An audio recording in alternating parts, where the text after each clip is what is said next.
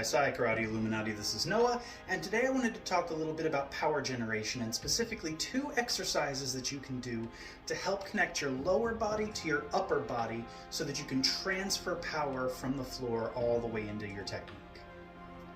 The first exercise we're going to look at is transitioning from one stance to another.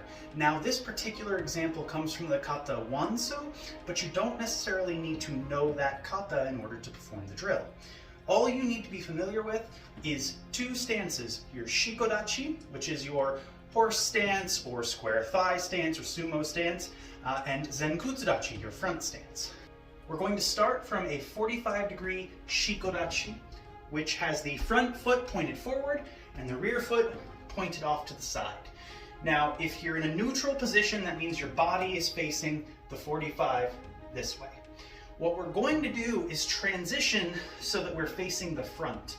We're going to do that by driving with the back foot through the heel specifically so that we drive our hip forward.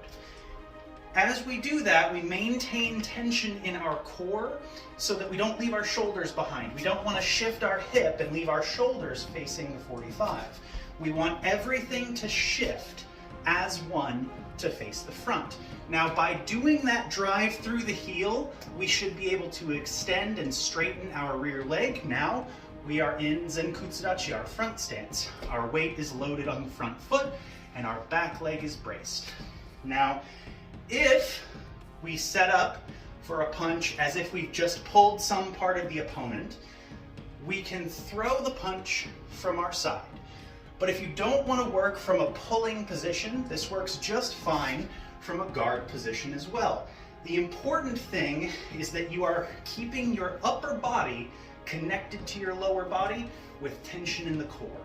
So we're going to drive with the back foot until we're in a front stance, facing the front, and we're going to, at the same time, throw our punch forward, either again from that pulled position or from our guard position, this way. You want to make sure that you don't punch too soon and you don't want to punch too late.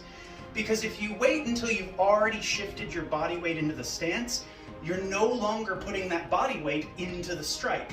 So effectively, you've gotten rid of the entire purpose of the shift. So again, either from a guard position or from a pulled position, we shift into our front stance and we use that to power that punch forward. Now the second drill comes from Chibana Chosen's Kion Gata, specifically the first 2, but again, you don't necessarily need to know those kata to do the drills. And in fact, if you practice the Pinan or Heian kata or even Seisan kata, you have something very similar available to you in those. Unlike the previous drill, where we're essentially in a stationary position and shifting our entire stance, this is going to be a little more of a fluid stepping motion. So if we start from Hachijidachi, the figure 8 stance, where your feet are pointed out to angles, roughly shoulder width apart, this is a good neutral position to begin with. We're going to pull one side to the other. So we're essentially going from this position to this position, pulling our hips to face the 45, very much like we were oriented in the previous drill. Now when you do this shift, you're essentially loading up your weight on one leg, because this is part of a C-step. So we're pulling our feet together, loading what will be our rear hip, and then we are going to step out into a half front stance or a short front stance. Now, this is very similar to the previous drill, but again, more dynamic because we want to be able to flow through this position without stopping. So we don't want to come here, stop, come here, stop. The whole purpose of this is to flow into your strike as part of that C-shaped step. So again, you can pretend you're pulling some part of the opponent, or you can do it with your hands up. Either way will work, because we want to maintain that connection from our upper body to our lower body, again engaging the gammaku area, this core section of the body. Pivoting our body to the 45 by pulling the foot in, and then we're going to step out and be able to throw our punch. And again, that extension from the rear leg is what's giving us that rotational power. It doesn't need to be a very deep stance to do that, especially if you allow yourself to slide forward. Now, a forward slide is often seen as aesthetically non-desirable in a lot of systems.